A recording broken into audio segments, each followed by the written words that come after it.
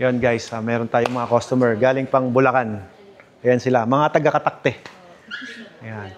Kailangan ko ng mas malaking showroom. Tignan nyo guys. Ito naman sila sir, galing pa silang Las Vegas. Ayan. Las Vegas tapos Bulacan din, no? Ayan, sila Bulacan. Tapos sila sir naman, taga Isabela. Santa Maria. Santa Maria, Isabela. Ayan. Sila sir naman, galing pang Cavite. Tuturo ko kayo sa mga customer natin ngayong araw. Sila sir naman, galing pang Bicol. Ayan, taga Bicol. Batiin mo naman yung mga taga Bicol dyan. Hello. Ayan, si ma'am. May printing shop din si ma'am. Ano pangalan ng printing shop? Gabs Printing. Gabs Printing Shop, guys. Yan. Tapos, meron tayong mga client dito. Taga saan kayo? Sir, cut daw kasi. Ha? Cut daw yan. Oo, cut yan. Pero taga saan kayo? Pampanga. Taga Pampanga. Tapos sila? La Union. Ayan, mga taga La Union. Don't worry, iba-blurred ko po kayo. Kayo mag-alala.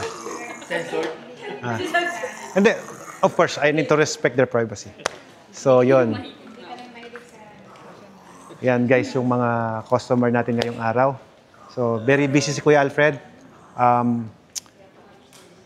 Sa mga tumatawag dyan, pasensya na, hindi ko agad nasasagot. Pero meron naman tayong office na sumasagot sa lahat ng inquiries nyo.